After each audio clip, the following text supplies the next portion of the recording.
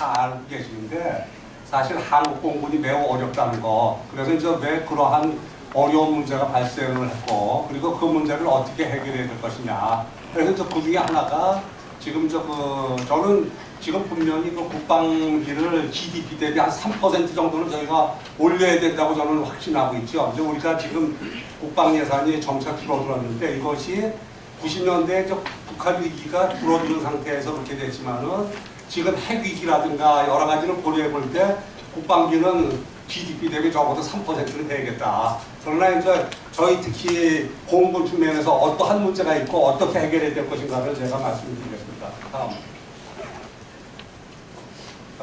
그래서 말씀드린 순서는 현대전과 항공력, 한미동맹과 한국공군 이러한 순서가 되겠습니다.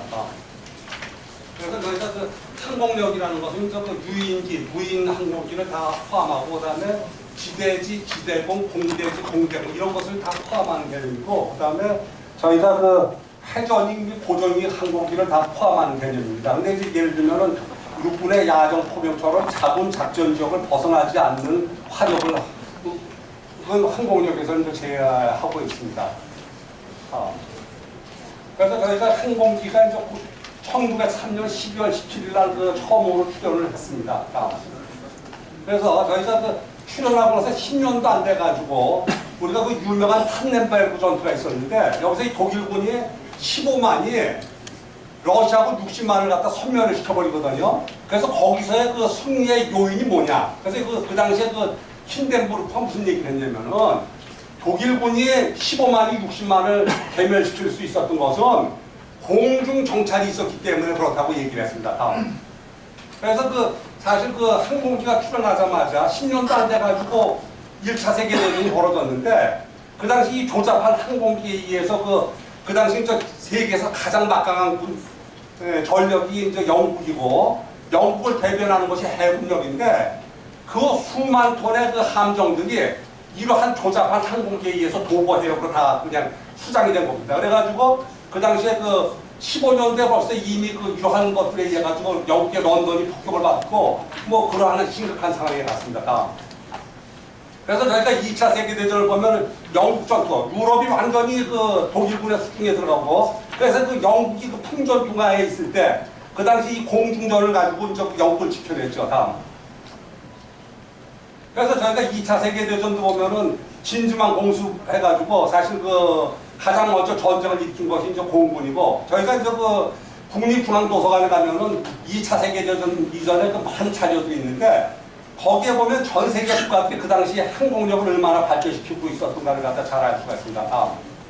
그래서 저희가 6.25 전쟁에서도 보면은 사실 120만 소티가 날아갔거든요. 그래서 전투 소티는 한 40만 소티가 갔지만은 실제로 압록강, 낙동강 전투라든가 이런 데서 보면은 지상군이 먼저 가기 전에 항공기로 그냥 융단 폭격을 갖다가 가한 거죠. 그래서 이제 우리가 베트남 전쟁에서 보면 이 항공력이 엄청나게 타격을 했습니다. 그래서 저희가 사실 월남전까지는 사실 구시대 전쟁인데 진짜 결정적인 전쟁이 91년대 걸프전에서 나타납니다. 이것이 뭐냐면은 저희가 다 아시다시피 90년, 80년대에 보면은 컴퓨터하고 데이터 통신이 발전하면서 우리가 무기가 무지무지하게 정밀해집니다. 그래가지고 우리가 사실 91년대 걸프전에서는 진짜 이 항공력이 우리가 그 이전의 전쟁에서도 항공력이 중요한 역할을 했지만은 결정적이라고 얘기는 못했는데 91년대 걸프전 이후의 전쟁에서는 항공력을 가지고 전쟁이 끝난다고 이제 얘기를 하는 것이죠. 그래서 우리가 지금 북한 핵위기니 그런 얘기를 하지만은 결국에서 거기서 얘기하는 것이 대응 방안이 항공력이죠. 그래서 저희가 보면은 91년대 걸프전에 보면 죽음의 데스 하웨이가 있는데 그 당시에 쿠웨이트에서 이라크 군들이 막 도망갈 때 공군의 항공기를 가지고 다 그냥 도망가는 차량들 갖다 다 무력화를 시켜버린 거죠. 그래서 거기서 보면은 이 많은 사람들이 그대로 그냥 공중에서 그냥 백발 쏴가지고 다 그냥 전멸을 해버린 겁니다.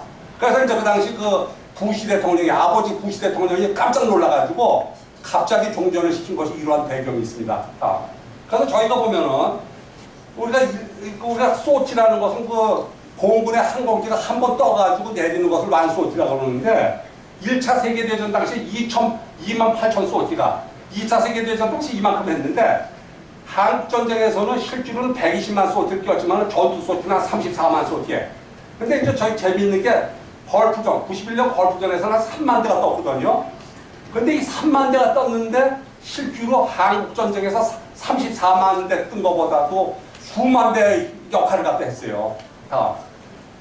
그래서 저희가 이건 참 중요한 얘기입니다. 저희가 1943년대 보면은 우리가 교장을 하나를 갖다 파괴한다든가 표적을 갖다 주요 핵심 표적을 파괴할 때 미 공군의 B-17 폭격기가 1000대가 떴어요. 1000대. 대개 저 폭격기에는 12명의 조종사가 탔고 그 다음에 개개 폭격기에는 폭탄이 9발이 실려 있었죠. 그래가지고 이 사람들이 무기가 정확하지 않다 보니까 떠가지고 그냥 융단 폭격을 하면은 그래가지고 죄송합니다. 그래서 하게 되면 이 표적 하나를 때리기 위해서 실제로 1000대가 조종사가 12,000명이 뜨고 실제로 9,000발의 폭탄이 필요했는데 99년대 코소보 전쟁에서 보면은 한 대의 폭격기가 떠가지고 16발의 폭탄을 갖다가 장착하고 올라가가지고 16개의 표적을 때린 겁니다. 그래서 우리가 그 6.25 전쟁 당시에 보면은 공군 조종사들이 이제 자랑하는 게 뭐냐면 수머리 폭격을 갖다 얘기하는데 우리 그 평양 근처에 있는 수머리 그 다리를 갖다 부수는데 미군들이 뭐 천회를 갖다가 출격해서도 부수지 못하는데 공군 조종사 한 번 가가지고 저 부셨다고 지금까지도 자랑을 합니다. 근데 지금은 전투기 한 대가 떠가지고 그러한 다리를 갖다 16개를 갖다 동시에 가서 부술 수 있는 그러한 시대가 된 거죠. 이것은 이제 지금 말씀드렸듯이 80년대 저희가 그 정부화 시대가 되면서 실제로 그 무기가 정밀해지면서 나타난 효과입니다. 다음. 그래서 저희가 2차 대기전 말씀드렸듯이 우리가 그 1000대의 폭격기에, 개개 폭격기에 9발을 폭탄해가지고 이렇게 해가지고 했다면은 16발의 폭탄을 탑재해가지고 16개의 표적을 타격하는. 그래서 전투 효율이 어떻게 되냐면 16,000배가 증가가 된 겁니다. 그래서 전투기 한 대가 2차 세계대전 당시에 비교할 때 오늘날의 전투기는 16,000배의 효과가 있다. 그것은 아까 말씀드렸듯이 정부화 시대가 되면서 이게 이제 가능해진 건데 사실 우리가 정부화가 되면서 육군하고 해군 무기도 많이 발전했지만은 실제로 발전한 것은 항공력입니다. 그래서 공군의 무기가 발전하다 보니까 지구상 각국이 이 항공력, 공군력의 증강을 위해 가지고 진짜 뭐 온갖 노력을 경주하는 것이죠. 다음. 그래서 저희가 사실 한국전쟁 당시 34만 소티가 전투기병을 했는데 91년에 헐프전 당시 3만 소티지만은 이걸 갖다 실제로 3년 동안, 이 3년 동안 34만 소티를 갖다가 맞으면서 김일성이가 이 공군 때문에 진짜 이게 크게 문제가 됐다고 얘기를 했는데 오늘날의 그 전투기를 가지고 그러니까 3만 소티를 가지고 비교해 봤더니 3년 동안 96만 소티의 비행 효과가 있는 거예요. 그러니까 우리가 6.25 전쟁 당시에 34만 소티가 떴는데도 그 깜짝 놀랐는데 실제로 오늘날의 전쟁에서는 그와 같은 96만 소티의 그 비행 효과가 있다. 그 이유는 항공기의 무기가 정밀해지다 보니까 그렇게 된 거고 그래서 오늘날 현대전을 항공력이 좌우한다고 얘기하는 겁니다. 다음. 그래서 저희가 보면 오늘날 뭐 이 북한 핵무기 관련해서 킬체인 그러니까 미사일이 뜨기 전에 때리는 거죠. 이게 이제 우리가 뭐 육군, 해군, 공군 뭐 이렇게 있지만은 이것이 결국에 와서는 공군, 그러니까 어떤 통합적으로 지휘를 하게 되죠. 공군 구성군 사령부에서 해가지고 때리는 것. 다음. 그래서 우리가 미사일 디펜스 같은 경우 이것도 보면은 사실 날라오게 되면 이걸 때리는데 이것이 공군의 항공작전의 사실 일부입니다. 그래서 지금은 원래는 이제 항공기 중심으로 했지만 요즘은 이제 미사일도 같이 해가지고 들어가는 겁니다. 다음. 그래서 우리가 사실 그 항공력이 이렇게 중요한데 한국 공군은 사실 참 심각한 문제 있어요. 저는 공군의 조종사 출신도 아니고 저는 평생 공부만 한 사람인데 사실 한국 공군이 무슨 문제가 있냐면 지금 현재 전 세계에서 사실 국방 예산의 50%가 공군이 쓰고 있거든요.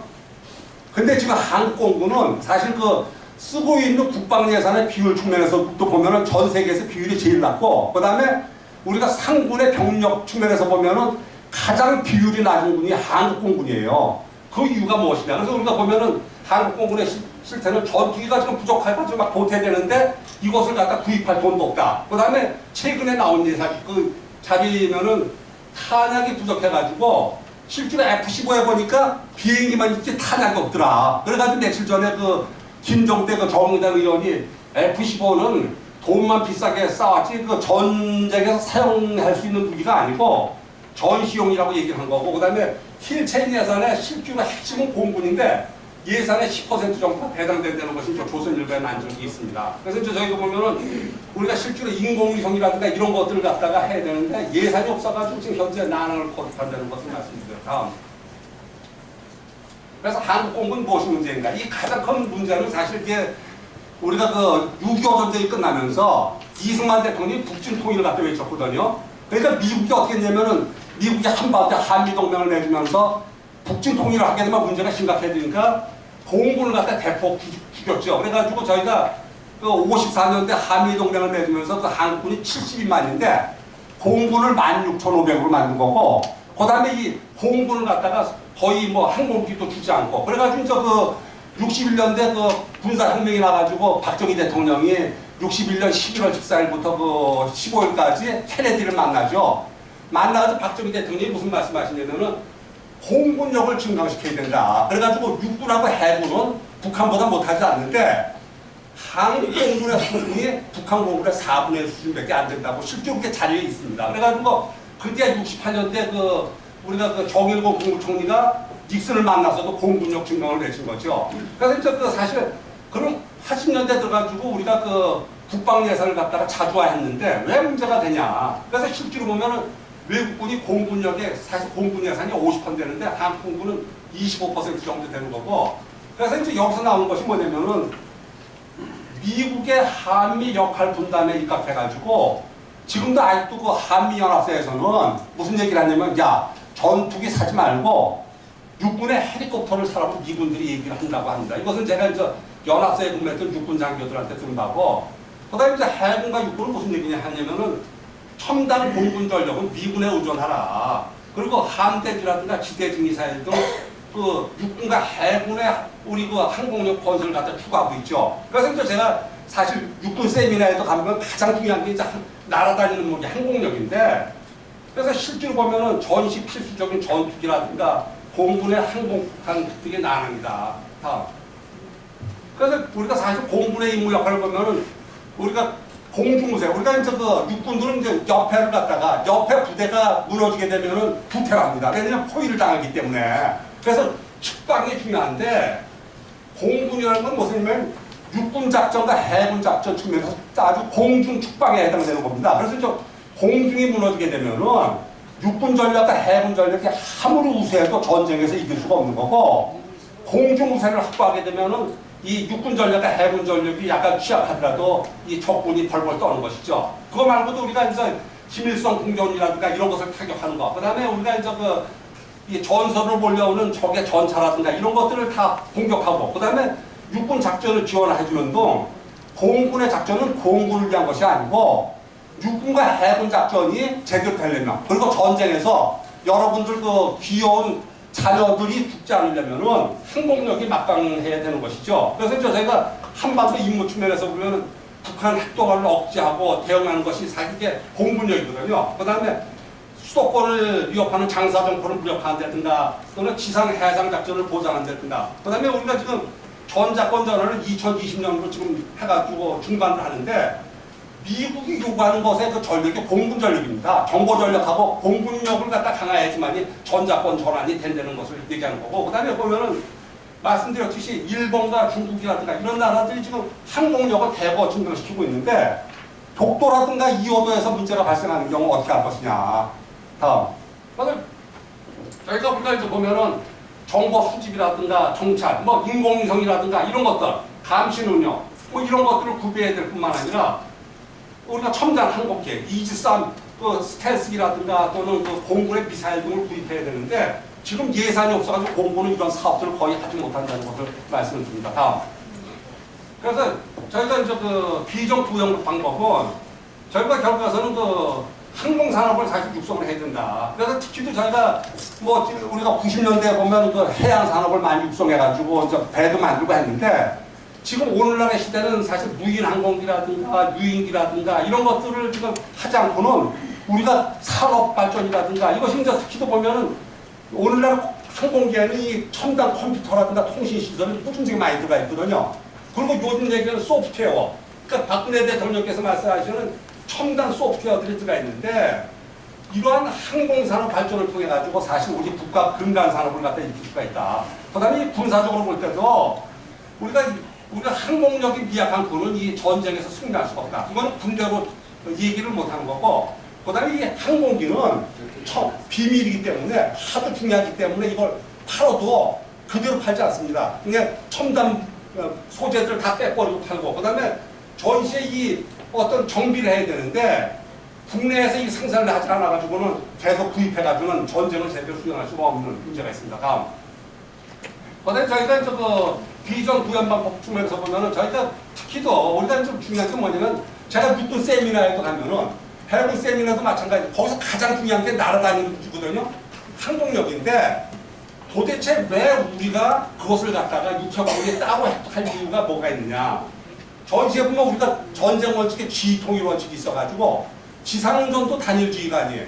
해전도 단일주의가 아니에요. 그 다음에 공중전은 단일주의가 아닙니다. 그래서 전시에 한반도의 모든 항공력을 공군 구성군 사령관이 지휘통제하는데 왜 이것을 육해공군이 따로 하느냐. 그래서 우리가 전시에 항공력 운영하는 부서가 평시에도 획득하도록 해야 된다. 그리고 이제 국방 예산은 이미 말씀드린 것처럼 적어도 3%를 갖다 해야 되는 거고, 이와 같은 상황에서 우리가 이제 한반도 전쟁 차원에서 효과적이고도 효율적인 항공전력 획득을 해야 된다. 그러니까 저희가 보면은 지상에도 길이 있듯이 공중에 길이 있거든요. 그러니까 육군, 해군, 공군이 막 그냥 독자적으로 날아다니는 무기를 구입한다고 전시에 운영할 수가 없어요. 왜냐면 우리 지금 서울 시내에 한 2천만 대 자동차가 움직일 수가 있습니까?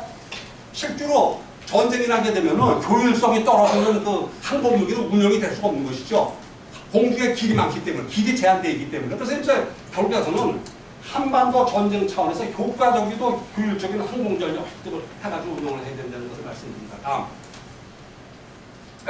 결론적으로 말씀드리면은 오늘날 한반도 전쟁에서 사실 이 항공력이 주도하는 거고, 주어진 예산에 비해서 이 진짜 한국군이 심각한 문제가 있다. 항공력, 특히 이 공군 전력을 키우지 않으면은 뭐 전자권은 2050년이 돼도 불가능합니다. 그래서 해결 방법은 한반도 항공력 획득 및 운영 조직을 다 통폐합하고 국방 예산을 증액하고, 그래서 이제 한반도 전쟁 차원에서의 효과적이고 효율적인 항공력 획득을 해야 된다. 이것은 사실 우리가 결계 가서는 뭐 육해공군을 떠나가지고 주어진 국방 예산을 효율적으로 써야지만이 남는 돈을 가지고 복지도 하는 거고 교육도 하는 거거든요. 그리고 뭐 군인들 같으면 연금도 받는 거고 다 그런 겁니다. 그래서 저희가 이것이 무슨 뭐 육해공군 간의 싸움의 문제가 아니고 실제로 우리가 지금 이상훈 장관님께서 아까 말씀하셨듯이 우리 한국이 진짜 어려운 상황이 있거든요. 경제적으로도 그렇고 여러 가지 문제가 있는데 진짜 이 우리가 아주 알뜰하게 해야지만 우리가 진짜 후대에게 진짜 부끄럽지 않은 우리 대한민국을 넘겨줄 수가 있다는 것을 말씀드립니다. 그리고 이제 특히도 이러한 자리를 마련해 주신 장관님, 여러 그 애국 시민 여러분께 감사드립니다. 이상입니다.